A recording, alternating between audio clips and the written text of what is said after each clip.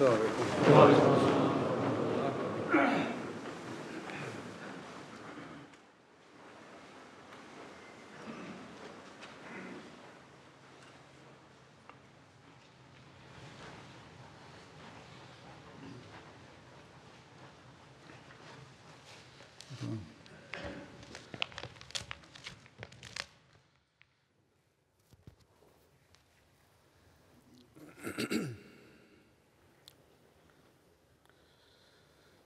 اللہ اکبر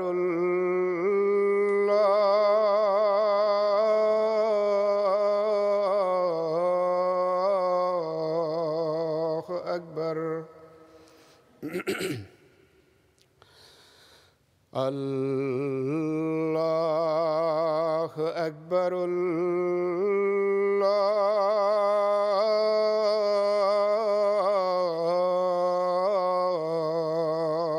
اکبر أشهد أن لا إله إلا الله أشهد أن لا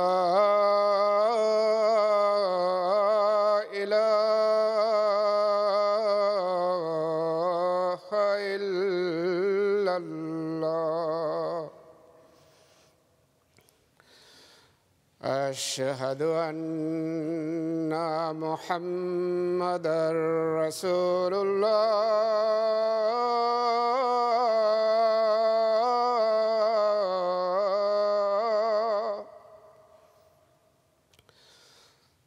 أشهد أن محمدًا رسول الله حي على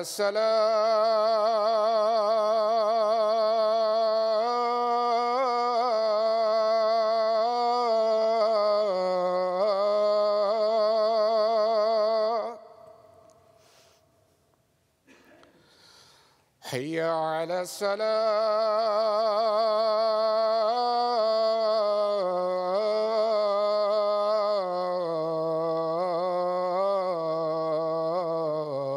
الصلاة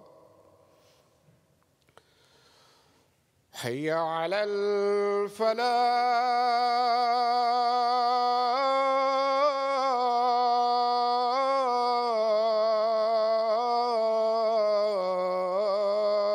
الفلاح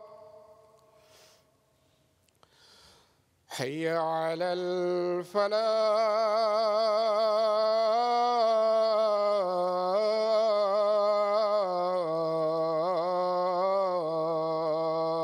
الفلاح الله أكبر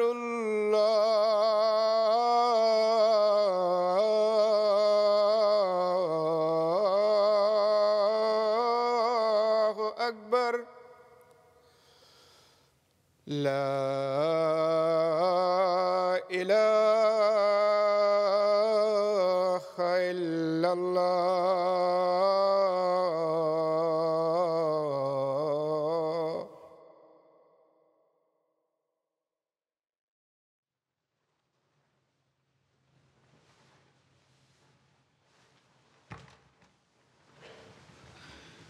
السلام علیکم ورحمۃ اللہ.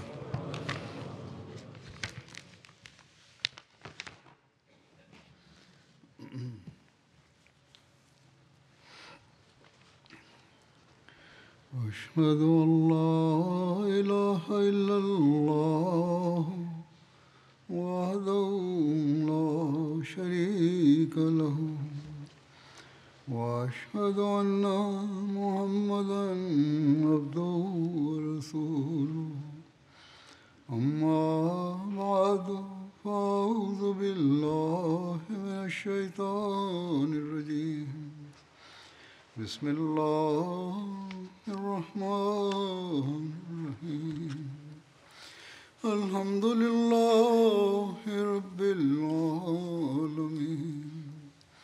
الرحمن الرحيم مالك يوم الدين إياك نعبد وإياك نستعين اهدنا الصراط المستقيم صراط الذين أنعمت عليهم غير المغضوب عليهم ولا الضالين.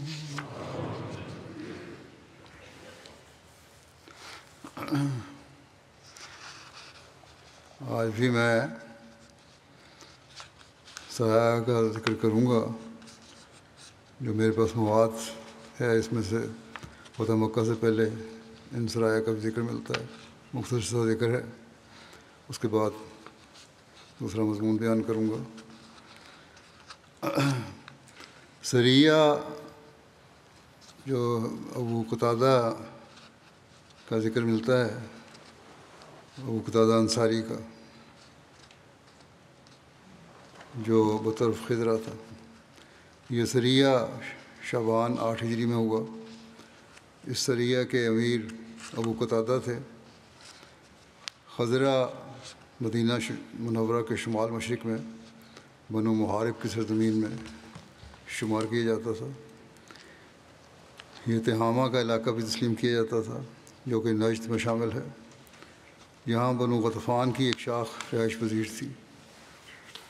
بنو غطفان اسلام دشمنی پر مسلسل مائل تھے اور مسلمانوں کو نقصان پہنچانے کا کوئی موقع حاصل نہ جانے دیتے تھے. نجد کے علاقے خضرہ میں رہائش پذیر بنو غطفان ریاست مدینہ کے خلاف شرانگیزی پھیلانے میں مصروف تھے. حضرت عبداللہ بن ابی حضرت اسلمی سے روایت ہے کہ میں نے حضرت سراقہ بن حارثہ کی بیٹی سے شادی کی. یہ بدر کی جنگ میں شہید ہو گئے تھے. مجھے دنیا سے جو بھی حاصل ہوا ان کی چیزوں میں وہ مجھے اس کے مرتبے سے زیادہ محبوب نہیں تھا. میں نے اس کا مہر 200 درہم قرار دیا اور میرے پاس کچھ بھی نہیں تھا جو میں اسے دیتا. میں نے کہا اس مہر کی ادائیگی اللہ اور اس کا رسول ہی کروائیں گے. میں نبی کریم صلی اللہ علیہ وسلم کے پاس آیا اور آپ صلی اللہ علیہ وسلم سے اس بارے میں بات کی. آپ صلی اللہ علیہ وسلم نے فرمایا تم نے کتنا مہر مقرر کیا ہے؟ میں نے کہا 200 درہم. اے اللہ کے رسول اس کے مہر میں میری مدد فرمائیے. آپ صلی اللہ علیہ وسلم نے فرمایا ابھی تو میرے پاس کوئی چیز نہیں ہے جس سے میں تمہاری مدد کروں، لیکن میرا ارادہ ہے کہ میں ابو قتادہ کو کچھ آدمیوں کے ساتھ ایک سریہ میں بھیجوں گا. کیا تم اس میں نکلنا چاہتے ہو؟ مجھے امید ہے کہ اللہ تعالیٰ تمہیں تمہاری بیوی کا مہر بطور غنیمت عطا فرما دے گا. میں نے کہا ٹھیک ہے. پھر ہم نکلے اور ہم کل 16 آدمی تھے. حضرت ابو قتادہ ہمارے امیر تھے. آپ صلی اللہ علیہ وسلم نے ہمیں نجد کی جانب قبیلہ غطفان کی طرف بھیجا اور آپ صلی اللہ علیہ وسلم نے فرمایا رات کو چلنا اور دن کو چھپ جانا اور اچانک حملہ کرنا اور عورتوں اور بچوں کو قتل نہ کرنا. پھر ہم نکلے یہاں تک کہ غطفان کی ایک جانب پہنچ گئے. جب اندھیرا چھا گیا تو ابو قتادہ نے ہمیں خطبہ دیا اور ہمیں اللہ تعالیٰ سے ڈرنے کی وصیت کی اور 2 آدمیوں کی جوڑیاں بنا دیں اور کہا کہ ہر آدمی اپنے ساتھی سے جدا نہ ہو یہاں تک کہ وہ شہید کر دیا جائے یا اس کی مجھے خبر دے، اور کوئی ایسا آدمی میرے پاس نہ آئے کہ میں اس سے سوال کروں تو وہ کہے مجھے دوسرے کا علم نہیں ہے. بالکل ساتھ ساتھ رہنا. اور جب میں تکبیر کہوں تم بھی تکبیر کہو، اور جب میں حملہ کروں تم بھی حملہ کرو، اور تعاقب کرنے میں دور تک نہ جانا. زیادہ تعاقب نہیں کرنا. اگر دشمن دوڑ جاتا ہے تو جانے دینا اس کو. چنانچہ ہم نے وہاں پر موجود لوگوں کا محاصرہ کر لیا. حضرت ابو قتادہ نے اپنی تلوار نیام سے نکالی اور تکبیر کہی اور ہم نے بھی اپنی تلواروں کو نیاموں سے نکال لیا اور آپ کے ساتھ تکبیر کہی، چنانچہ ہم نے وہاں پر موجود لوگوں پر حملہ کیا۔ اچانک کہتے ہیں میں نے دیکھا کہ اس میں سے ایک دراز کا آدمی ننگی تلوار سونتے آہستہ آہستہ چل رہا تھا اور کہہ رہا تھا، اے مسلمان آؤ جنت کی طرف۔ میں اس کے پیچھے چل پڑا۔ کافر تھا وہ، طنزیہ انداز میں کہہ رہا تھا کہ جنت چاہیے نا تمہیں، تو آؤ جنت کی طرف۔ وہ جنت جنت کہہ کر ہمارا مذاق اڑا رہا تھا۔ میں جان گیا کہ وہ مڑ کر آئے گا۔ میں اس کے پیچھے نکل پڑا۔ میرا ساتھی کہنے لگا، دور مت جانا، ہمارے امیر نے ہمیں ڈھونڈنے کے لیے نکلنے سے منع کیا۔ بہرحال کہتے ہیں میں نے اسے پا لیا اور اس کی ننگی کمر کی طرف تیر پھینک دیا۔ اس نے پھر کہا، اے مسلمان جنت کے قریب ہو۔ پھر طنزیہ انداز میں کہا۔ میں نے دوبارہ اس کی طرف تیر پھینکا اور اسے قتل کر دیا۔ میں نے اس کی تلوار لے لی۔ میرا دوست مجھے پکار رہا تھا کہ تم کہاں چلے گئے تھے؟ اللہ کی قسم میں ابو قتادہ کی طرف گیا۔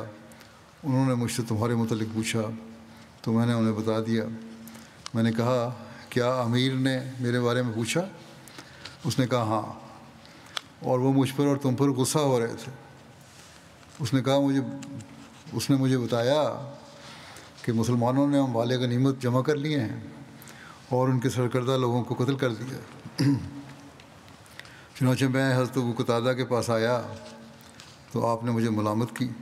میں نے کہا، میں نے ایک آدمی کو قتل کیا جس کا معاملہ یوں تھا، اور وہ ایسے ایسے کہہ رہا تھا۔ پھر ہم نے جانوروں کو ہانکا اور عورتوں کو تلوار کر لیا۔ ہماری تلواریں پالان کے ساتھ لٹکی ہوئی تھیں۔ صبح ہوئی تو میرے اونٹ سے قطرے بہہ رہے تھے۔ ایک عورت نے جو ہرن کی طرح بار بار پیچھے دیکھ رہی تھی اور رو رہی تھی۔ میں نے پوچھا، کیا دیکھ رہی ہو؟ اس نے کہا، اللہ کی قسم میں ایک شخص کو دیکھ رہی ہوں، اگر وہ زندہ ہوتا تو ہمیں تم سے بچا لیتا۔ میرے دل میں یہ بات آئی کہ وہ شاید وہی ہے جسے میں نے قتل کر دیا، اور یہ اس کی تلوار ہے جو پالان کے ساتھ لٹکی ہوئی ہے۔ کہنے لگی کہ اللہ کی قسم یہ اس کی تلوار کی نیام ہے۔ اس کے پاس اس کی نیام تھی تلوار کی۔ اس میں داخل کر کے دیکھ، اگر تو سچا ہے۔ میں نے داخل کی تو وہ پوری آ گئی۔ چنانچہ وہ عورت رونے لگی۔ پھر ہم نبی کریم صلی اللہ علیہ وسلم کی خدمت میں اونٹ اور بکریاں لے کر آئے۔ ایک روایت کے مطابق صحابہ اس مہم میں 15 راتیں باہر رہے اور 200 اونٹ، 1000 بکریاں اور بہت سے قیدی لائے۔ خمس الگ کیا گیا اور ہر ایک کے حصے میں 12 اونٹ آئے۔ ایک اونٹ کو 10 بکریوں کے برابر قرار دیا گیا۔ جبکہ ایک دوسری روایت کے مطابق اس سریہ میں 200 اونٹ، 2000 بکریاں اور بہت سے قیدی غنیمت میں حاصل ہوئے۔ پھر ایک ذکر سریہ حضرت ابو قتادہ بطرف وادی عظم کا ہے۔ یہ رمضان 8 ہجری جنوری 630 عیسوی میں ہوا۔ عظم مدینہ سے 36 میل کے فاصلے پر مشرق کی طرف نجد کے علاقے میں ایک وادی ہے جہاں غطفان کی ایک شاخ بنو اشجع آباد تھے۔ اس سریے کا سبب یہ ہے کہ جب رسول اللہ صلی اللہ علیہ وسلم نے فتح مکہ کے لیے مکہ کی طرف جانے کا ارادہ فرمایا تو آپ صلی اللہ علیہ وسلم نے حضرت ابو قتادہ کو وادی عظم کی طرف روانہ فرمایا جو مدینے سے مشرق کی طرف ہے، جبکہ مکہ جنوبی جانب ہے، تاکہ لوگ یہ سمجھیں کہ حضرت صلی اللہ علیہ وسلم کی روانگی مکے کی طرف نہیں بلکہ عظم کی جانب ہوگی۔ ایک روایت کے مطابق اس سریے کے قائد حضرت عبداللہ ابن ابی حضرت تھے۔ حضرت ابو قتادہ کے ساتھ 8 صحابہ تھے، جن میں سے ایک حضرت محلم بن جسامہ الیسی بھی تھے۔ حضرت عبداللہ بن ابی حضرت بیان کرتے ہیں کہ جب ہم وادی عظم پہنچے تو وہاں عامر بن ازبت اشجعی ہمارے پاس سے گزرا۔ اس نے ان کے پاس آ کر انہیں اسلامی طریق کے مطابق سلام کیا۔ اس شخص نے اس پر مسلمانوں نے اس پر ہاتھ اٹھانے سے گریز کیا، کیونکہ اسلام کیا اسلامی طریقے سے، اس لیے تعلیم تو یہی ہے، منع ہو گیا۔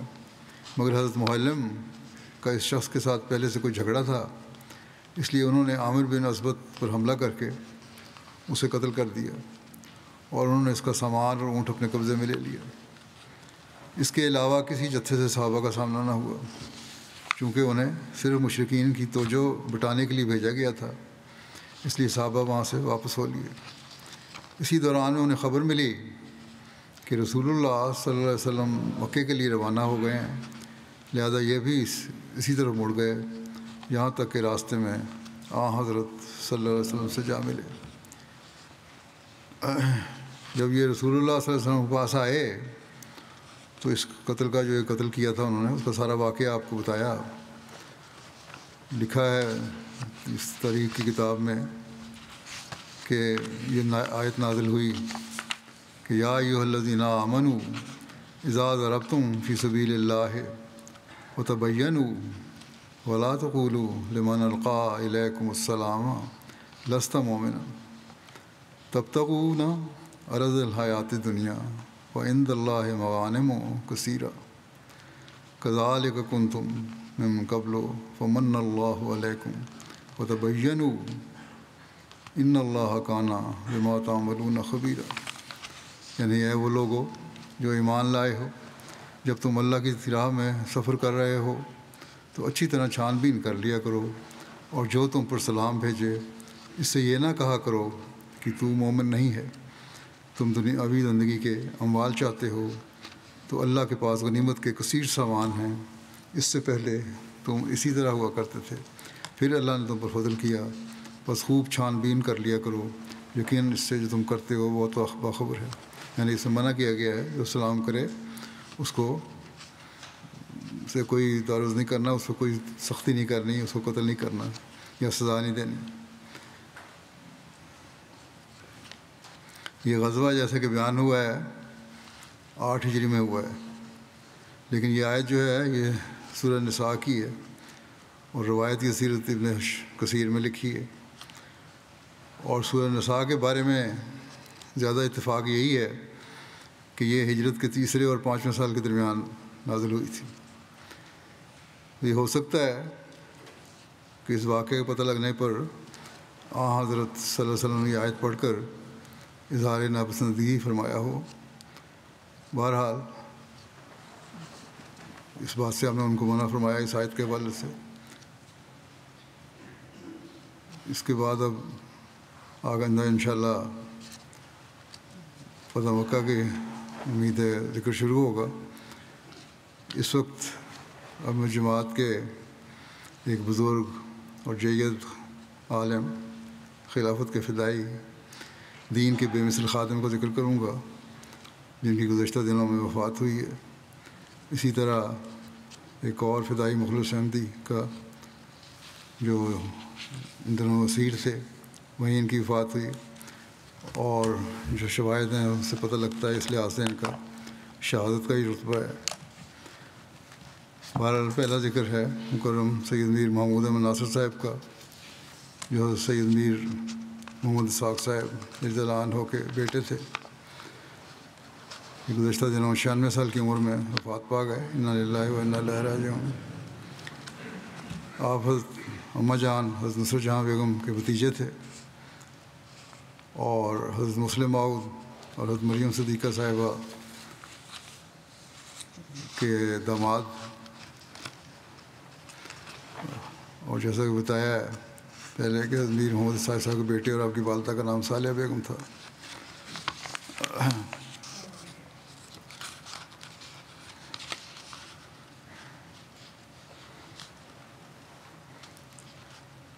آپ حضرت میر ناصر نواز صاحب کے پوتے تھے۔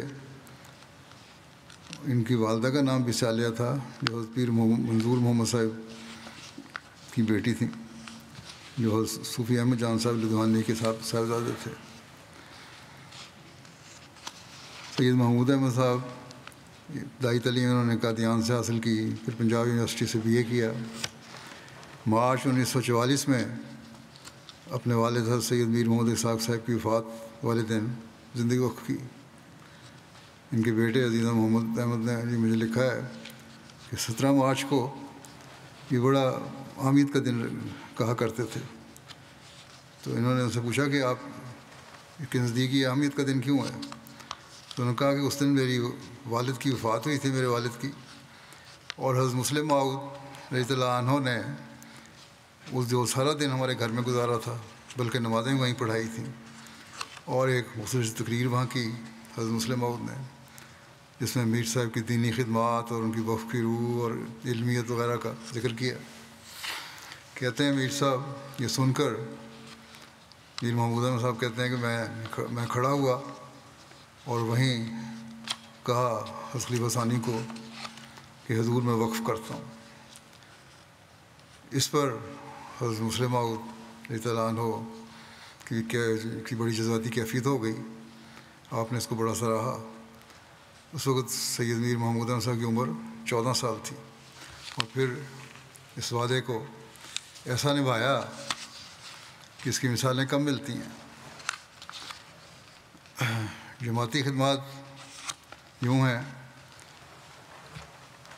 1954 تا 1957 آپ یہاں انگلستان میں تھے، آپ نے بطور مبلغ کام کیا، اور اسی دوران S O S SOAS oriental school of oriental and African studies میں حضرت مسلم موعود کے ارشاد پر تعلیم بھی حاصل کی.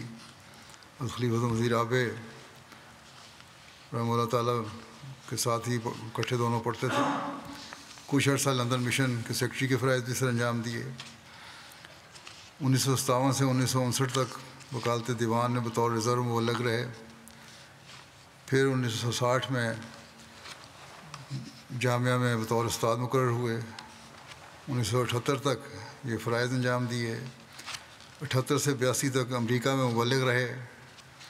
82 سے 86 تک اسپین میں خدمت کی توفیق ملی.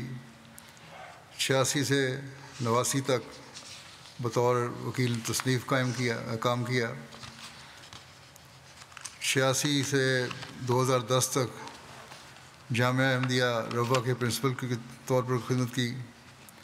اس دوران 94 تا جولائی 2001 وکیل تعلیم بھی رہے. اسی طرح ریسرچ سیل کے انچارج تھے، واقعہ اسلیب کے انچارج تھے، کی جو سیل ہے اس کے انچارج تھے. 2005 میں نور فاؤنڈیشن کا قیام عمل میں آیا تو اس کے صدر مقرر ہوئے. آخر تک اسی خدمت مامور تھے.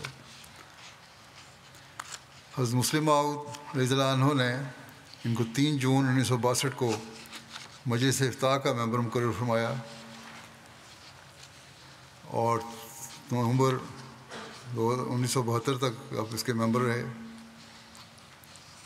اس کے بعد دسمبر 1989 میں دوبارہ حضرت خلیفہ مسیح رابع نے ان کو افتاح کا ممبر مقرر فرمایا، اور تا حیات اس پہ قائم رہے. خدا الہندیہ میں بھی ان کو مختلف حیثیتوں سے خدمت کی توفیق ملی، بطور محتمم اور بطور نائب صدر. علمی میدان میں بھی بڑی خدمات ہیں ان کی وسیع. قرآن کریم جو حضرت خلیفہ مسیح رابع کا ہے، اس کی تیاری میں بھی ترجمہ جو ہے انہوں نے کافی معاونت کی، جس کا حضرت خلیفہ مسیح رابع نے بھی ذکر فرمایا ہے اور اظہار تشکر فرمایا ہے. اور معاونین جو تھے ربا کے، ان کا ذکر کرتے ہوئے، جن میں صوفی بشارت الرحمان صاحب، مولانا ابوالمنیر نور الحق صاحب، سید عبداللہ صاحب، مولانا دوست محمد صاحب، جمیل الرحمان رفیق صاحب وغیرہ کو خدمت کی ملی. اس میں آپ نے یہ بھی فرمایا کہ میر محمود احمد صاحب بھی اس میں شامل تھے، اور اللہ کے فضل سے مسلسل میرے ساتھ شامل رہے یہ لوگ، اور ان کا شکریہ ادا کیا آپ نے. سیاہ ستا کا مکمل اردو ترجمہ کرنے کے بعد مسند احمد بن حنبل کا ترجمہ جاری تھا. اسی طرح صحیح مسلم کا شرح بھی جاری تھی. شمائل ترمذی کا ترجمہ بھی کیا انہوں نے. بائبل کے متعلق 20 علمی مقالہ جات تحریر کیے، مختلف اخبارات اور رسائل میں شائع ہوئے. بائبل میں سے استثناء اور اناجیل میں سے 3 کی تفسیر لکھی. اسی طرح کفن مسیح، محرم عیسیٰ اور حضرت مسیح علیہ السلام کی ہجرت کے متعلق بہت اعلیٰ پائے کی تحقیقی کام کیے. ان کی مطبوعہ اور غیر مطبوعہ جو کتب اور مواد ہے اس وقت یہ ہیں: سیرت النبی صلی اللہ علیہ وسلم، کانا خلقہ القرآن، 3 حصے ہیں اس کے، ہمارے پیارے نبی صلی اللہ علیہ وسلم کی پیاری باتیں ایک ہے، اسی طرح ایک چھوٹا سا کتابچہ ہے 365 دن کہ نماز کے بعد روزانہ درس کے انتخاب کے لیے، پھر ایک ہے فلسطین سے کشمیر تک، حضرت مسیح علیہ السلام کی تحریرات کی روح سے سیرت النبی انہوں نے مواد اکٹھا کیا، غیر مطبوعہ ہے، صحیح بخاری سے انتخاب کیا بعض عناوین کا، تربیت عناوین ہے۔ اسی طرح جب ایک پوپ نے اگر سوال کیا تھا پرانے پوپ نے، اس کا بھی انہوں نے رد کیا۔ مسجد بشارت اسپین کے سنگ بنیاد کے موقع پر جس بنیادی پتھر پر خلیفہ مسیح ثالث نے دعا کروائی تھی، وہ پتھر بھی حضرت محترم میر صاحب نے اٹھایا ہوا تھا۔ اسی طرح مسجد بشارت اسپین کے افتتاح کے موقع پر بھی ان کو اور ان کی اہلیہ کو خدمت کا موقع ملا، جس کا خلیفہ مسیح رابع نے اپنے ذکر بھی فرمایا تھا۔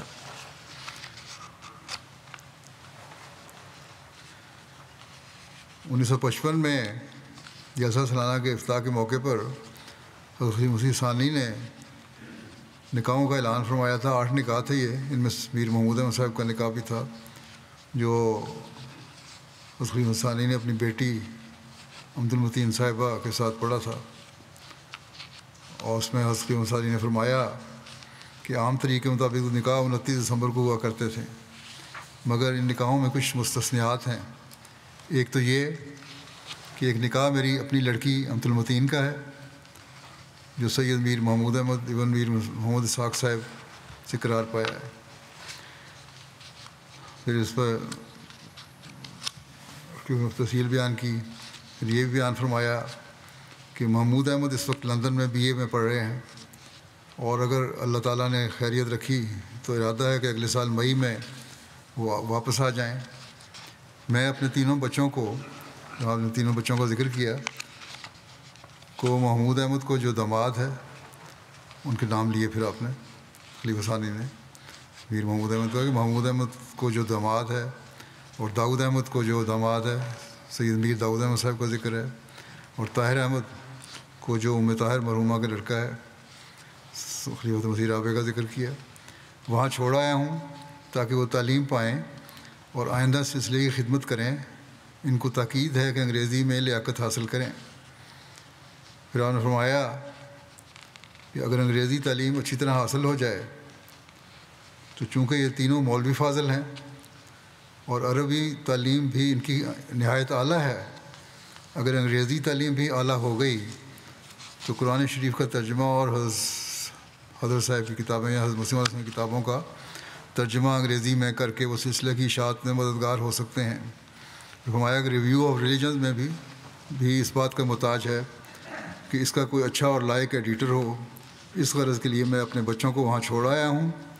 گو اس بیماری اور کمزوری میں اتنے اخراجات برداشت کرنا کہ 3 بیٹے وہاں پڑھیں، 2 داماد اور 1 بیٹا، مشکل ہے، مگر میں نے سمجھا کہ جماعت کی مشکل میری مشکل سے بڑی ہے۔ حضرت مسلم موعود رضی اللہ عنہ کو ہمیشہ یہ خیال رہتا ہے کہ جماعت کی خاطر ہر قربانی کرنی ہے، اس کے لیے ہر قسم کی قربانی کی، اپنا مال، وقت، اپنے بچوں کو قربان کیا۔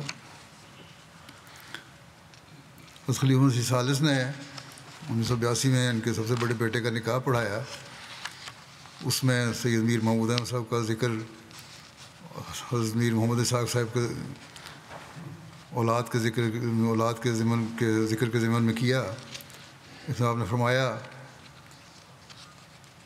اللہ تعالیٰ نے ان کی دعاؤں کو سنا، یعنی حضرت میر محمد اسحاق صاحب کی دعاؤں کو سنا، اور اپنے ساتھ ان کے پیار کو دیکھ کر، یعنی حضرت میر محمد اسحاق صاحب کے پیار کو دیکھ کر اللہ تعالیٰ نے ان کے تینوں بچوں کو وقف کرنے کی توفیق عطا کی۔ تینوں کی طبیعت ایک دوسرے سے مختلف ہے، جیسا کہ ہر انسان ایک دوسرے سے مختلف ہوتا ہے، لیکن اس چیز میں جہاں تک میں نے غور کیا وصال فرماتے ہیں کہ جہاں تک میں نے غور کیا تینوں میں ایک ہی چیز پائی جاتی تھی، یعنی جو کچھ خدا نے دیا، جتنا دے دیا، اس پر انسان کو راضی رہنا ہی نہیں بلکہ خوش رہنا چاہیے۔ صرف راضی نہیں رہنا بلکہ خوشی سے راضی رہنا۔ فرمایا کہ سید میر داؤد احمد صاحب اپنے رنگ کے تھے، لیکن یہ چیز ان میں پائی جاتی تھی۔ میر مسعود احمد آج کل کافی عرصے سے ڈنمارک میں تبلیغ کا کام کر رہے ہیں، وہ اپنے رنگ کے ہیں، لیکن یہ چیز ان میں بھی پائی جاتی ہے۔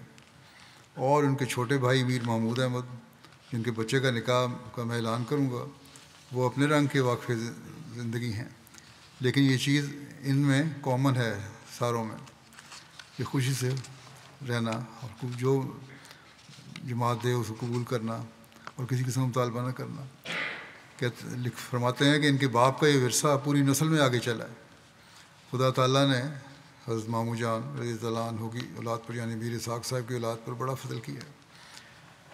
اس واسطے جماعت کے لیے جو یہ نمونہ بھی قائم ہوا، اور جماعت کے سامنے یہ ہر حالت میں ہنستے اور بشاش چہرے بھی آئے، جو ہر وقت خدا تعالیٰ کے شکر گزار بندے بنتے ہوئے، اس کی حمد کے ترانے گاتے ہوئے اپنی زندگی کے دن گزارنے والے ہیں۔ پھر آپ نے آگے دعا دی کہ دعا کریں کہ اگلی نسل بھی ان چیزوں کو حاصل کرنے والی ہو۔ شعر و شاعری سے بھی شغف تھا آپ کو؟ حضرت مسیح علیہ السلام کے شعر اور کلام محمود کے شعر تو یاد تھے ہی، اس کے علاوہ خود بھی نظمیں بعض کہتے تھے۔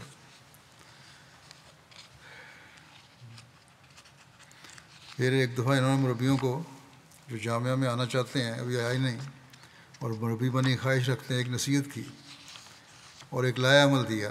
وہ بڑا اچھا لایا عمل ہے، مربیوں کو سامنے رکھنا چاہیے، بلکہ ہر شخص کو جو جامعہ میں آنا چاہتا ہے اور جو آ چکا ہے ان کو بھی۔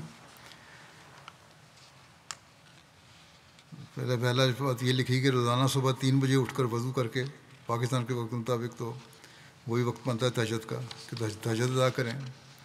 روزانہ 5 وقت نماز باجماعت مسجد میں جا کر ادا کریں، اور وہاں ربا میں رہنے والوں کو نصیحت کی کہ مسجد مبارک میں کم از کم 1 نماز ادا کریں۔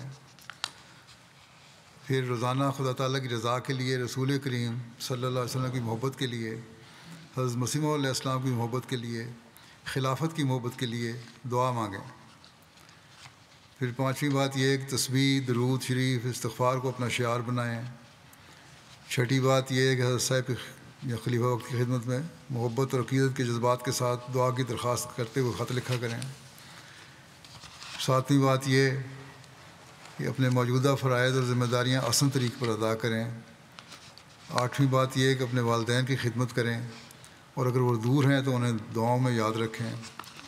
9ویں بات یہ قرآن شریف کا ترجمہ لفظی اور محاورہ سیکھنے کی کوشش کریں۔ 10ویں بات یہ کہ روحانی خزائن کا کم از کم 3 دفعہ مطالعہ کریں۔ 11 یہ کہ روزانہ الفضل اور ایک عام اخبار پڑھیں۔ روزانہ الفضل اور ایک عام اخبار پڑھیں۔ روزانہ خدمت خلق کا ایک کام کم از کم ضرور کریں۔ ان کے بیٹے سید غلام احمد فروخ لکھتے ہیں ان کے بارے میں کہ چند باتیں پیش کرتا ہوں کہ ابا کو اللہ تعالیٰ سے جو محبت تھی، اس کا اظہار نمازوں اور ذکر الہی سے ہوتا تھا۔ ان کی نمازوں کو تو میں نے بھی دیکھا ہے مسجد میں، ایک طرف کونے میں لگے جس خوشبو خود سے پڑھا کرتے تھے۔ جو گھر میں نمازیں وہ تو ہوتی ہوں ان کو ہم نہیں جانتے، لیکن باہر بھی ان کی ایک عجیب کیفیت ہوتی تھی نماز کے وقت۔ ایک ایسا فطری اور بے تکلف تعلق تھا جس کا لوگوں کے سامنے اظہار نہیں سمجھتے تھے، لیکن پھر بھی بعض دفعہ اظہار ہو جاتا ہے، لوگ خود ہی نوٹ کر لیتے ہیں۔ مثال کے طور پر انہوں نے لکھا ہے کہ میں ابا کی نوٹ بک دیکھتا ہوں، اس پر ہر روز اللہ لکھا ہوا نظر آتا۔ غور کیا تو معلوم ہوا کہ جب بھی اپنے قلم میں روشنائی بھرتے سیاہی تو پہلا لفظ اللہ لکھتے ہیں، اور اس طرح بعض اوراق یا ڈائریوں پر کئی لائنوں میں صرف اللہ لکھا ہوا تھا۔ اپنے آخری سالوں میں اپنے کمرے میں ایک فقرہ لکھا تھا، اے میرے اللہ تی آمو۔ تو میں نے پوچھا اس کا مطلب کیا ہے؟ کہتے ہیں اٹالین زبان کا لفظ ہے تی آمو کہ آئی لو یو، اللہ تعالیٰ کو لکھا ہے انہوں نے۔ حمد باری تعالیٰ پہ ان کی ایک نظم بھی ہے جس میں یہ شعر ہے کہ مجھ کو حاصل رہے مجھ کو دائم ملے تیرا دیدار بھی تیری گفتار بھی. بیماری کے دنوں میں ان کو ایک دفعہ پیڈنس کا آپریشن ہوا تو السلام علیکم کی آواز آئی, صحت یاب ہو گئے. ان کی عبادت اور نمازوں کا فلسفہ بھی تعلق باللہ سے ہی وابستہ تھا, ان کو دو کو الگ نہیں کیا جا سکتا. کئی مرتبہ نماز تہجد میں اپنی دعا کا طریق بتایا کہ پہلے حمد باری اور تعلق باللہ کے لیے دعائیں کرتا ہوں. ایک دن کہتے ہیں مجھے بتایا کہ میں روزانہ تہجد میں اپنے چچا جان یعنی حضرت ڈاکٹر سید میر محمد اسماعیل صاحب رضی اللہ عنہ کی نظم کے اشعار پڑھتا ہوں جو چچا جان نے بعنوان تم لکھی تھی. اس کا پہلا شعر یہ ہے کہ علاج درد دل تم ہو ہمارے دل ربا تم ہو تمہارا مدعا ہم ہیں ہمارا مدعا تم ہو. نماز تہجد میں دعا کا طریق بھی بتایا جو اختصار سے پیش کرتا ہوں. کہتے ہیں لڑکے بیٹے ان کے کہ حمد باری اور درود شریف کے بعد حضرت مسیح موعود اور آپ کی آل اور خلفاء حضرت مسیح موعود اور ان کی آل پر حضرت مسلم موعود اور آپ کی آل پر الگ سے, پھر اپنے دادا حضرت میر ناصر نواب صاحب سے شروع کرتے تھے اور درجہ بدرجہ نیچے آتے جاتے تھے. اپنی اولاد میں سب سے پہلے اپنی بیٹی کے لیے پھر بیٹوں کے لیے. حقوق العباد کی ادائیگی کا اصل ذریعہ دعا کو ہی سمجھتے تھے.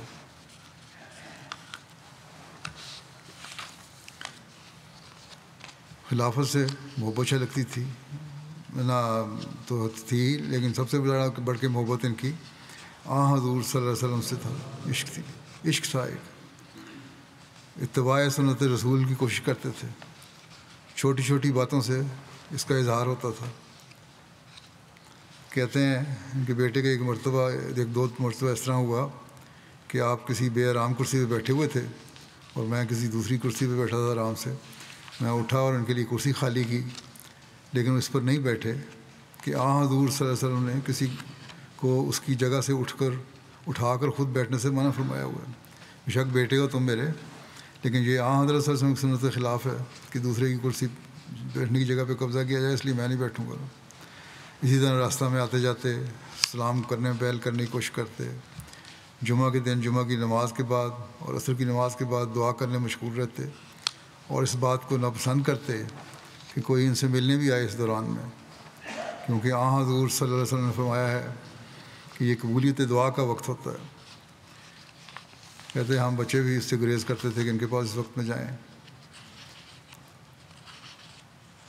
حضور صلی اللہ علیہ وسلم کے یوم ولادت اور یوم وفات اور حضرت مسیح موعود علیہ السلام کے یوم ولادت اور یوم وفات پر تقیدی طور پر درود شریف کثرت سے پڑھنے کی نصیحت کرتے تھے اور خود بھی اکثر سبحان اللہ و بحمدہ سبحان اللہ العظیم اللہم صلی علی محمد و آل محمد پڑھتے رہتے. کہتے ہیں میں ایک دفعہ قادیان گیا تو مجھے یہ دعا لکھ کے دی کہ دارالمسیح کے ہر کمرے میں سب سے پہلے ایک دفعہ میری طرف سے یعنی میر صاحب کی طرف سے یہ دعا پڑھنا اور حضرت مسیح علیہ السلام کے مزار مبارک پر بھی دعا کرنا. 1990 میں آپ پر ایک مقدمہ قائم ہوا جو مجلس شورا میں اظہار رائے پر تھا. مقدمہ 298 کا تھا, لیکن جج نے آپ کو کہا کہ آپ نے تقریر میں حضور صلی اللہ علیہ وسلم اور صحابہ کی توہین کی ہے. اس پر آپ نے بڑی سختی سے اس کا رد کیا جج کے سامنے اور انہوں نے کہا کہ مجھے بتاتے تھے کہ مجھے اس بات کی بڑی تکلیف تھی. جج نے آپ کو کہا کہ میر محمود احمد نے بحث کے دوران نبی کریم صلی اللہ علیہ وسلم اور صحابہ کے متعلق توہین آمیز الفاظ استعمال کیے ہیں. اس پر میر محمود احمد صاحب نے کہا کہ یہ مجھ پر الزام ہے, یہ سراسر جھوٹ ہے, جھوٹ ہے, جھوٹ ہے. میں نبی کریم صلی اللہ علیہ وسلم اور صحابہ کی دل سے تعظیم کرتا ہوں اور ان کی رسالت پر پختہ ایمان رکھتا ہوں. میں نے کہا کہ میں سید ہوں اور ان کی آل سے ہوں اور جھوٹ بولنے والے پر لعنت بھیجتا ہوں. یہ جج کے سامنے بڑی ضرورت سے بیان دیا انہوں نے.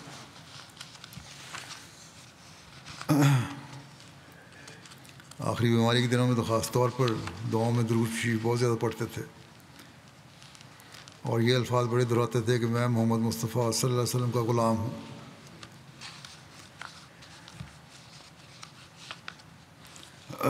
حضرت مسیح علیہ السلام سے محبت کا اظہار تھا. یہ بھی اپنی مثال تھا. ان کے بیٹے کہتے ہیں مجھے یاد ہے کہ 1989 میں روزنامہ الفضل ربا نے جماعت کے 7 سالہ تقریبات کے موقع پر سلسلے کے بزرگوں سے انٹرویو لیے. آپ نے صرف یہ کہا کہ حضرت مسیح علیہ السلام کا یہ سب سے بڑا معجزہ ہے کہ انسان کا زندہ خدا سے دوبارہ تعلق جوڑ دیا.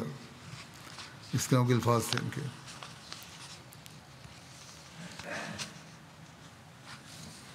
قادیان بھی بیماری کے دنوں میں بعض ہوتی تھی، نہیں جا سکتے تھے، تیاری ہوتی تھی، پروگرام کینسل ہوتے تھے، لیکن آخر وقت میں ایک محبت تھی قادیان سے. حضرت مسیح علیہ السلام کے مزار پہ حاضری کی کا ایک شوق تھا جس سے پھر تکلیف اٹھا کے چلے جایا کرتے تھے.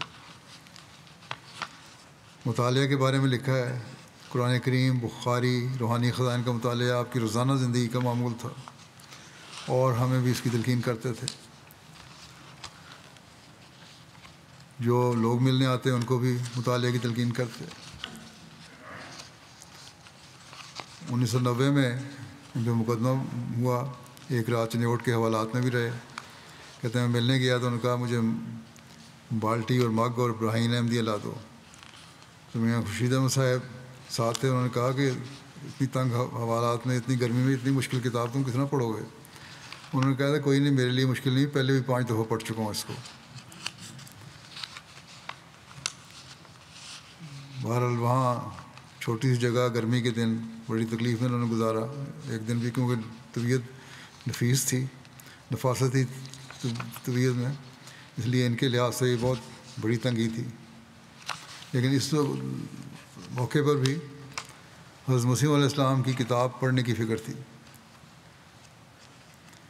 دینی علوم جن میں اسلام کے علاوہ یہودیت، عیسائیت وغیرہ کا بھی مطالعہ تھا، اس پہ بہت دسترس تھی. موازنہ مذاہب میں آپ کو خاص مہارت تھی. روایتی فقہ سے نالاں تھے. ہمیشہ اس بات کی نصیحت کرتے تھے کہ قرآن کریم، سنت رسول، صحیح احادیث اور حضرت مسیح علیہ السلام اور آپ کے خلفاء کے علم کلام سے رہنمائی حاصل کرو. دنیاوی علوم، خاص طور پر سائنسی علوم کا مطالعہ، تاریخ کا مطالعہ اور اسی طرح تفریح کے لیے ہائکنگ کے علوم پر بھی کتابیں کثرت سے پڑھتے تھے. انگریزی شعراء کے کلام اور اسی طرح اردو شعراء کے کلام کو بھی پڑھا ہوا تھا اور بہت سے شعراء کے شعر یاد تھے. اپنے آئی پیڈ پر شعراء کے کلام کو سنتے بھی تھے. زبانیں سیکھنے کا ملکہ تھا. اردو، عربی، انگریزی کے علاوہ اسپینش، اٹالین اور عبرانی پر خاصا عبور ہو گیا تھا. اٹالین کے پروگرام تو ٹی وی اور آئی پیڈ پر باقاعدگی سے دیکھتے تھے. اس کے لیے وجہ یہ تھی کہ آپ کو حضرت مسلم رضی اللہ عنہ نے کسی زمانے میں اٹالین زبان سیکھنے کا کہا تھا اور اس بات کا اظہار فرمایا تھا کہ حضور ان کو اٹلی بھیجیں گے. یہ کہا کرتے تھے کہ انہوں نے یہ کہا تھا کہ سیکھو زبان، میں سیکھ رہا ہوں. اس کو منسوخ تو نہیں کیا تھا اس حکم کو، اور آج تک یہ جاری ہو کہ میرے لیے، تو اس لیے میں جاری رکھوں گا. مالی قربانی میں خاص جوش سے کرتے تھے. پھر اسی طرح جو بھی ان کے حصے میں ورثے میں جائیداد آئی اس کی فوری طور پر حصہ جائیداد ادا کیا. مبشر ایاز صاحب جو آج کل پرنسپل ہیں جامعہ کے، لکھتے ہیں کہ میر صاحب نے ایک نہایت معصومانہ اور پاک باز زندگی بسر کی. انتہائی نفیس لیکن عاجز و منکسر المزاج، قناعت و توکل کے ایک اعلیٰ مثال بن کر رہے. علم و عرفان کا ایک سمندر تھے. بہت بڑے عالم تھے. باتیں سب ٹھیک ہیں. مفسر بھی تھے، محدث بھی تھے. جماعت احمدیہ کی تاریخ کے یہ پہلے خوش نصیب عالم ہیں جنہیں قرآن کریم کا ترجمہ کرنے کے ساتھ ساتھ پوری سطح کا اردو ترجمہ کرنے کی توفیق ملی. میر صاحب کی زندگی عبادت تھی اس بات سے کہ کام کام اور بس کام. چھٹی کا لفظ میر صاحب کی زندگی کی لغت میں نہ تھا. میر صاحب بلا شبہ خلافت نما وجود تھے جنہوں نے خلافت کی اطاعت اور خلافت سے محبت کر کے ہمیں دکھایا اور سمجھایا. اپنے عمل سے دکھایا کہ خلافت کا احترام اس کو کہتے ہیں. ایک دفعہ بیمار تھے، سائیکل پہ وقت پہ جایا کرتے تھے، 7:20 پہ جامعہ لگتا تھا، 7:20 پہ پہنچ جاتے تھے. 2-3 دفعہ سائیکل سے بھی گرے، طبیعت خراب تھی. ان کو میں نے کہا کہ آپ 10 بجے تک انتظار کیا کریں، 10 بجے جایا کریں جامعہ. اور اس کو بھی انہوں نے حکم سمجھا اور پھر 10 بجے ہی دفتر جاتے تھے. بلکہ ایک دن موشر صاحب نے یہ بھی لکھا کہ باہر آ کے 10 بجے سے پہلے برآمدے میں ٹہل رہے تھے. تو میں نے تھوڑی دیر ان کا انتظار کیا، پھر ان سے جا کے پوچھا کہ آپ باہر کیوں ٹہل رہے ہیں، اندر نہیں آتے؟ انہوں نے کہا ابھی 10 نہیں بجے اور مجھے یہ حکم ہے خلیفہ وقت کا کہ 10 بجے دفتر جانا ہے، اس لیے میں 10 بجے دفتر جاؤں گا. ایک مثالی اطاعت تھی ان کی، ایک ماڈل تھے وہ لوگوں کے لیے، افسروں کے لیے بھی، ماتحتوں کے لیے بھی. تنویر ناصر صاحب ہیں ربی قادیان میں، کہتے ہیں کہ ایک یاد جو مجھے ہمیشہ ان کی رہتی ہے ہمیشہ دل میں میرے، وہ یہ ہے کہ ایک دن قادیان میں مسجد مبارک میں بیٹھا ہوا تھا تو میر صاحب مسجد کی پہلی صف میں ٹہل رہے تھے. مجھے ان کا یہ ٹہلنا اور زیر لب دعائیں کرنا بڑا اچھا معلوم ہوا اور بڑا لطف اٹھا رہا تھا میں. تو کچھ دیر کے بعد مجھے ہمت ہوئی، میں نے آگے بڑھ کے عرض کیا کہ آپ مسجد کی پہلی صف میں ٹہل رہے ہیں، اس کی وجہ کیا ہے؟ انہوں نے بتایا کہ میں نے حضرت مسلم موعود رضی اللہ عنہ کو اس جگہ ٹہلتے ہوئے دیکھا تھا اور میں بھی انہی کے خطوط اور نقش پر ٹہل رہا ہوں. عجیب محبت ہی حضرت مسلم موعود سے. تو فیروز عالم صاحب لکھتے ہیں کہ میرے زمانہ جامعہ عالم کے دوسرے یا تیسرے سال پرنسپل بن کے ہی آئے، ہماری خوش نصیبی ہے. انہوں نے تعلیم سے کہیں زیادہ اپنی مثالی شخصیت کے ذریعے عالم و عامل ہونے کے لحاظ سے ہماری تربیت کی. میں ان کے دروس وغیرہ جہاں تک ممکن تھا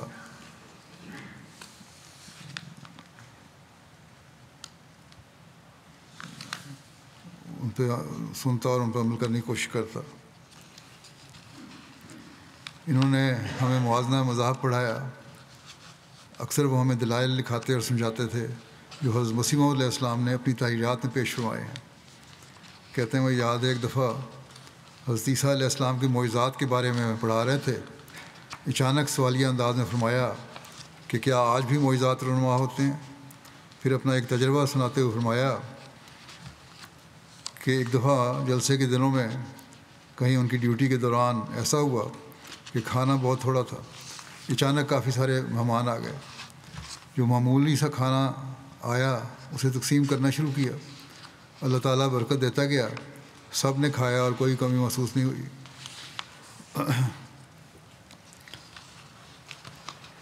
ان کے پوتے عزیز حاشر احمد مربی ہیں، وہ لکھتے ہیں کہ اللہ تعالیٰ سے بڑی محبت تھی.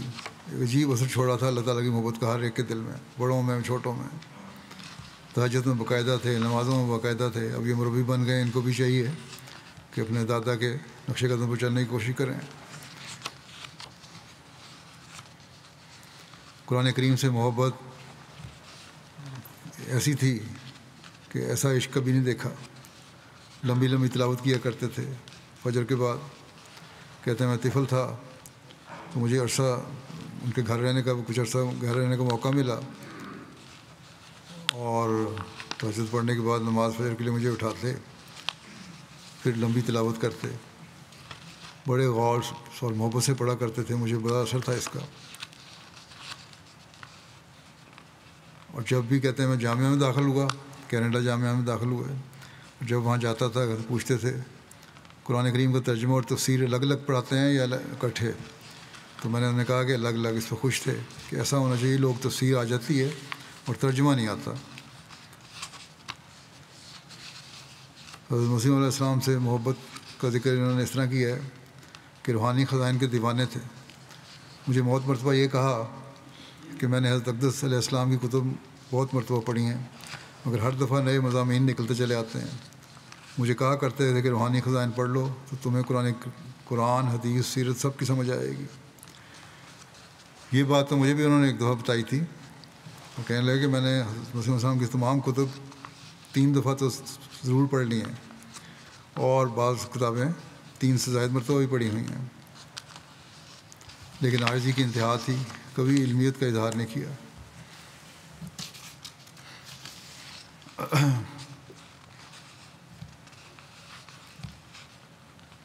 ایک دفعہ خطبہ کہتے ہیں سن رہے تھے، ایک دفعہ گھر میں بجلی بند ہو گئی، ربوں میں بجلی اکثر بند ہو جاتی ہے پاکستان میں، ٹی وی بند ہو گیا، تو ٹی وی بند ہو گیا، میں چھوٹا تھا، میں اٹھ کے جانے لگا، تو انہوں نے کہا بیٹھو، تمہیں کیا پتہ کس وقت بجلی آ جائے اور پلے وقت کا خطبہ دوبارہ شروع ہو جائے اور تم اتنے الفاظ مس کر دو۔ یہ برداشت نہیں تھا کہ بیٹھو اور دعائیں پڑھتے رہو، جانے کی اجازت نہیں ہے، اس میں بھی بڑی برکت ہوتی ہے۔ ایک دفعہ کوئی فنکشن تھا اس کا جہاں میرا خطاب ہونا تھا، وہ ان کو اطلاع نہیں ملی، سن نہیں سکے، ایم ٹی اے لگایا تو اس وقت ختم ہو چکا تھا، کسی خاتون کا اس نے آئی پیڈ پہ لگانے کی کوشش کی تو اس میں اور زبان میں آ رہا تھا، لیکن وہ بھی سنتے رہے۔ پھر جب میں آیا تو میں نے ان کو اردو میں لگا کے دیا، تو بڑے خوش تھے اور بڑا شکر گزاری تھی ان کے کہ تم نے میری بہت مدد کی ہے اور مجھ پر احسان کیا۔ بچوں سے بھی شکر گزاری کے اظہار کرتے تھے۔ عامر سفیر صاحب ایڈیٹر بیورو ریلیجن ہیں، کہتے ہیں میں نے بھی اطاعت خلافت کا عجیب غیر معمولی نمونہ میں دیکھا ہے۔ کہتے ہیں میں شعبے میں آیا تو انہوں نے آ کے کہا مجھے، بلکہ میں نے خود ہی ان کو کہا تھا عامر صاحب کو کہ آپ علماء کو کہیں کہ مضمون لکھا کریں ریویو کے لیے، اور میں نے نام بتایا تھا چند علماء کے، ان میں نے میر محمود احمد صاحب کو بھی بتایا تھا۔ تو کہتے ہیں اس وقت میں نے پتہ کیا وہ پاکستان میں تھے، تو وقت کے اس وقت سوچ نہیں رہے ہوں گے، رات کا 10-11 بجے کا وقت تھا، تو ان کے رشتہ داروں نے کہا کہ نہیں۔ کہتے میں نے فون کیا، ان کی اہلیہ نے فون اٹھایا، تو میں نے ان سے کہا کہ اس طرح بات کرنی ہے، ان کا وہ اب تو سو رہے ہیں، لیکن اس دوران میں میر صاحب نے بھی کی آنکھ کھل گئی، انہوں نے فون کی گھنٹی سے آواز سنی یا باتوں سے آنکھ کھل گئی، تو انہوں نے بات کی، تو میں نے کہا اس طرح خلیفۃ المسیح نے یہ کہا ہے کہ آپ ریویو کے لیے لکھیں فلاں موضوع پہ۔ کہتے اس وقت تو مجھے سمجھ نہیں آ رہی، صبح میں بتاؤں گا۔ بہرحال اگلے دن انہوں نے، میر صاحب نے ایک 15 صفحے کا مضمون لکھ کے مجھے بھجوا دیا، جو میں نے عامر سفیر کو بھیجا کہ یہ مضمون کی طرف سے آیا ہے، اور میر صاحب نے لکھا تھا کہ رات کو ایک لڑکے کا فون آیا تھا جس نے یہ بات کی تھی خلیفۃ المسیح کا یہ ارشاد ہے کہ تم یہ مضمون لکھو، تو میں نے یہ لکھ دیا ہے، پہلی قسط بھیج رہا ہوں 15 صفحے کی، اور بائندہ بھیجتا رہوں گا۔ اس حد تک وہ اطاعت کرنے والے تھے۔ وقت کی اطاعت میں نے پہلے بتا دیا کہ دفتر میں اندر نہیں آئے کہ 10 بجیں گے تو اندر آؤں گا۔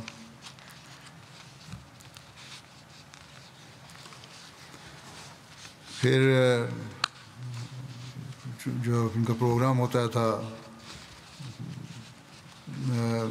کفن مسیح کے بارے میں، اس کے بارے میں جو یہاں نمائش لگتی تھی جلسے پہ، اس میں بھی شامل ہوتے ہر سال، اور حضرت مسیح علیہ السلام کی تعلیمات کی روشنی میں سارا بیان کرتے تھے یہ، اور یہ فرماتے تھے کہ لکھا ہے عامر سفیر نے کہ کہتے تھے مربیان جب کسی علمی موضوع پر مطالعہ کرتے ہیں تو اصل یعنی جماعتی پہلو کو چھوڑ کر دنیاوی حوالوں پر زیادہ توجہ دیتے ہیں، لیکن ان کا طریق یہ تھا کہ سب سے پہلے حضرت مسیح علیہ السلام کی تحریرات اور موقف مکمل طور پر سمجھتے، اور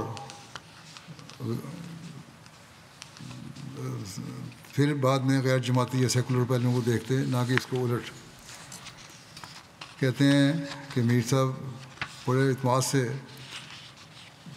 دنیا کے جو بڑے بڑے شراؤٹ کے ماہرین ہیں ان کے سامنے حضرت اقدس مسیح موعود علیہ السلام کا عقیدہ پیش کرتے تھے۔ زندہ بچ جانے کا، حضرت عیسیٰ کے زندہ بچ جانے کا سلیب سے واقعہ بیان کرتے ہیں کہ ریویو آف ریلیجن کی ٹیم کافی عرصے سے اس پہ جو ریسرچ ہوئی تھی اس کا واقعہ ہے کہ ریویو آف ریلیجن کی ٹیم کافی عرصے سے اس موضوع پر مختلف زاویوں اور پہلوؤں سے کام کر رہی تھی، ان کی کوشش تھی کہ شراؤٹ سے متعلق جملہ سائنسی، تاریخی اور نظریاتی پہلو پیش کر کے جماعتی موقف کو تقویت دی جائے، لیکن اس کے برعکس میر صاحب کی حکمت عملی اس سے مختلف تھی۔ ان کا یہ تھا کہ حضرت مسیح علیہ السلام نے یہ زور دیا ہے مریم عیسیٰ پر، اور حضرت مسیح علیہ السلام کے نکات کو بنیاد بنایا جائے اور باقی پہلوؤں کو اضافی حیثیت دی جائے۔ وہ بار بار یہی موقف پیش کرتے رہے، اور مریم عیسیٰ ہی وہ کڑی ہے جو واقعہ صلیب کو سمجھنے کی کلید ہے۔ ریویو کی ٹیم کی کاوشوں سے اگرچہ جماعت کا اخلاقی تاثر مضبوط ہوا اور ماہرین سے تعلق اچھے ہوئے، مگر علمی سطح پر فیصلہ کن اثر نہ پڑ سکا۔ لیکن میر صاحب کی اپروچ نے، کہتے ہیں، آخرکار اپنا اثر دکھایا۔ شراؤٹ کا اس وقت کے سب سے مشہور ماہر اور فوٹوگرافر بیری شوارٹز نے خود اعتراف کیا کہ اگر آپ واقعی مریم عیسیٰ سے متعلق اپنا نقطہ ثابت کر دیں تو مجھے ماننا پڑے گا کہ عیسیٰ واقعی صلیب سے بچ گئے تھے۔ ان کے بے شمار واقعات لوگوں نے لکھے ہیں، اور بھی ہیں، ان کے بچوں کی طرف سے، ان کی اولادوں کی طرف سے، اور لوگوں کی طرف سے، واقفین کی طرف سے، مربیان کی طرف سے بیان کرنے مشکل ہیں۔ ایک چیز ہے جو ہر مربی نے لکھی، بہت سارے، کم از کم اگر ہر ایک نہیں تو جو کامن ہے، کہ کہتے تھے ایک لفظ پکڑ لو، قبر، اس پہ عمل کرو، اور اس قبر کے معنی یہ بتاتے تھے کہ قاف سے قرآن، بے سے بخاری حدیث کی کتاب، اور رے سے روحانی خزائن۔ یہ کہا کرتے تھے کہ اگر ان کے تم ماہر بن جاؤ، اس کو حاصل کر لو، اس پر عمل کرنے کی کوشش کرو، اس سے علم سیکھنے کی کوشش کرو، اس سے روحانیت سیکھنے کی کوشش کرو، تو تم نے اپنے مقصد کو پانے میں کامیاب تم اپنے مقصد کو پانے میں کامیاب ہو جاؤ گے۔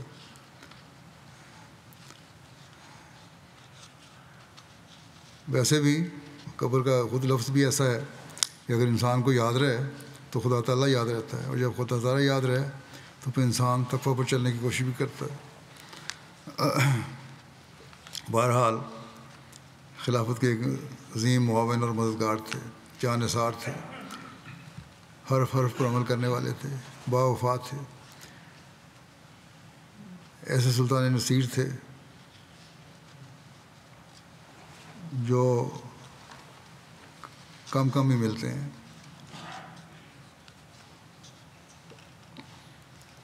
عالم و عمل تھے، مجھے کم از کم ان جیسی کوئی مثال ابھی نظر نہیں آتی۔ اللہ تعالیٰ کرے کہ اللہ کے خزانے میں تو کوئی کمی نہیں ہے، اللہ کرے کہ ایسی مثالیں اور بھی پیدا ہو جائیں، اور ایسے باوفا اور مخلص اور تقویٰ پہ چلنے والے مددگار اللہ تعالیٰ خلافت احمدیہ کو عطا فرماتا رہے،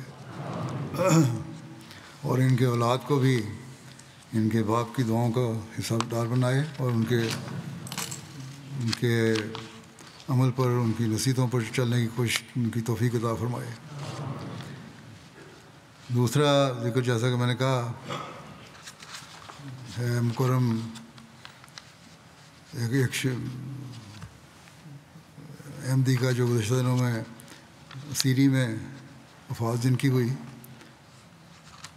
ڈاکٹر طاہر محمود صاحب، کراچی کے تھے، ابن غلام رسول صاحب،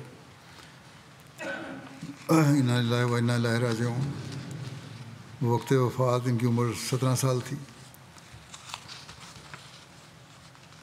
تفصیلات کے مطابق مرحوم طاہر محمود صاحب صدر حلقہ ملیر کالونی کراچی دیگر دو احباب اعجاز حسین صاحب اور ایاز حسین صاحب کے ساتھ ملیر کالونی کراچی میں اپنی مسجد کی طرز تعمیر اور وہاں نماز جمعہ کی ادائیگی کو جواز بنا کر پولیس نے ان کے خلاف چارج کیا اور گرفتاری عمل میں آئی، اور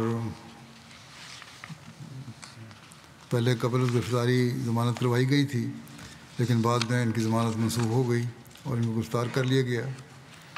اس دوران میں جو ضمانت کے لیے عدالت میں تھے، مخالفین کے ہجوم نے اور مخالف وکلاء نے ان پر حملہ کیا، ان کو تشدد کا نشانہ بنایا، خطرناک نتائج کی دھمکیاں دیں، بلکہ یہاں تک کہ پولیس کے ایک اہلکار نے ہجوم کو کہا کہ ان کو گولی مار دو، اور پولیس اسٹیشن میں بھی ان پر تشدد کیا گیا۔ حضرت عبدالمسیح علیہ السلام اور خلفاء کے خلاف بدزبانی کرنے پر مجبور کیا گیا، لیکن یہ ڈٹے رہے، استقامت دکھائی۔ اس کے بعد ان کو جوڈیشل کر کے جیل میں منتقل کیا گیا۔ جیل میں یہ 2 ماہ رہے، اور وفات سے چند دن قبل ان کے گردوں میں انفیکشن کی وجہ سے جیل میں طبیعت خراب ہوئی۔ پھر ان کو وہاں سے ہسپتال بھیجا گیا، لیکن چند دنوں بعد یہ وفات پا گئے۔ انا للہ و انا الیہ راجعون۔ وفات کے وقت بھی ہسپتال میں بھی ان پہ ہتھکڑیاں لگائی ہوئی تھیں، ان کے ہاتھوں میں ہتھکڑیاں لگی ہوئی تھیں۔ اور یہ جن کی وفات ہے، یہ تشدد کی وجہ سے بھی ہو سکتا ہے، ان کو اندرونی چوٹیں بھی آئی ہوں، سب یہ ہو سکتا ہے یہی بنی ہو۔ تو اس لحاظ سے اسیری کی صورتیں برداشت کیں، مار کھائی، عدالت کے سامنے مار کھائی، اور یہ وجوہات ساری، یہ شواہد ایسے ہیں کہ اس لحاظ سے ان کو شہادت کا مقام بھی ملتا ہے، اور یہ شہیدوں کے زمرے میں بھی آئیں گے۔ نظام وصیت میں شامل تھے، اور بطور صدر، سیکرٹری دعوت اللہ، اور بہت ساری دوسری ذیلی تنظیموں کی خدمات کا بھی موقع ملا ان کو۔ ان کے تایا حکیم احمد دین صاحب کے ذریعے ان کے خاندان میں احمدیت آئی تھی، جنہوں نے حضرت مولوی امام الدین صاحبی حضرت مسیح علیہ السلام کے توسط سے 1920 کی دہائی میں خلافت ثانیہ کی دور میں بیعت کر کے احمدیت میں شمولیت اختیار کی تھی۔ اس کے بعد ان کے والد نے بھی احمدیت قبول کی۔ غریبوں کی پردہ پوشی کرتے ہوئے مالی مدد کرتے تھے، کئی غریب بچوں کی شادی کروائی، جیل میں بھی قیدی ساتھیوں کی مدد کرتے رہے۔ دوران ملاقات جب یہ جیل میں تھے، ان سے جب پوچھا جاتا کہ جیل میں کوئی تکلیف تو نہیں، تو کہتے کہ تکلیف کیسی، میں تو یہاں دین کی خاطر آیا ہوں، مجھے تو موقع مل رہا ہے تبلیغ کرنے کا۔ اس وقت بھی بے خوف اور نڈر ہو کے تبلیغ کرتے رہے۔ طاہر محمود صاحب کے خلاف 17 جنوری 88 کو police station Malir colony Karachi میں ایک مقدمہ درج ہوا تھا، اور مقدمہ یہ تھا کہ ایک مدعی نے کہا تھا کہ میرے چھوٹے بھائی کی بیعت کروائی ہے انہوں نے۔ اس وقت بھی اسیر رہے تھے، یہ دوسری دفعہ اسیری کا شرف ملا تھا ان کو، اور مخالفت کا سامنا بھی ان کو کرنا پڑا۔ 3 دفعہ ان پر حملے بھی ہوئے، لیکن اپنا معاملہ خدا کے سپرد کر دیا، اور انہوں نے خواب میں دیکھا تھا کہ ایک حملہ آور اللہ تعالیٰ کی گرفت میں آ گیا ہے۔ اس کے بعد وہ شخص جو دشمنی کرنے والا تھا وہ قتل ہو گیا اپنے کسی جھگڑے میں، اور اس صورت حال سے دوسرے جو 2 تھے انہوں نے مرحوم کے گھر آ کے اپنے فعل پر معافی مانگی، اور انہوں نے فوراً معاف کر دیا، کوئی مقدمہ نہیں کیا۔ مرحوم کی اہلیہ بیان کرتی ہیں کہ ہمارے ساتھ ان کا رویہ مثالی تھا، جماعت کے لیے وقف تھے، رات کو واپس آتے، اور میں نے کبھی ان سے کوئی شکوہ نہیں کیا، روکا نہیں، کیونکہ مجھے دلی اطمینان تھا کہ مرحوم خامد کہ اس فعل کی وجہ سے اللہ تعالیٰ غیب سے ہمارا کام کر رہا ہے۔ ان کے بچوں میں سے ایک واقعی زندگی مربی سلسلہ بھی ہیں۔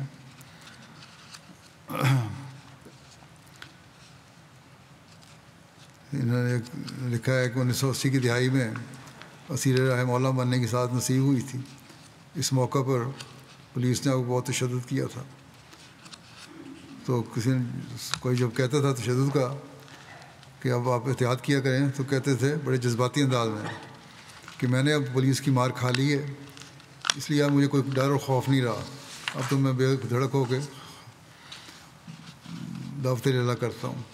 عثمان خان میں ان کی اہلیہ محترمہ بشرا صاحبہ کے علاوہ ایک بیٹی اور 3 بیٹے شامل ہیں۔ بیٹے منیب محمود صاحب ربی سلسلہ ہیں، پاکستان میں بھی ہیں، پاکستان میں ہی ہیں۔ اللہ تعالیٰ مرحوم سے مغفرت کا سلوک فرمائے، درجات بلند فرمائے، اور ان کی اولاد کو بھی ان کے نقشے میں چلنے کی توفیق عطا فرمائے۔ نماز کے بعد نماز جنازہ ہوگا.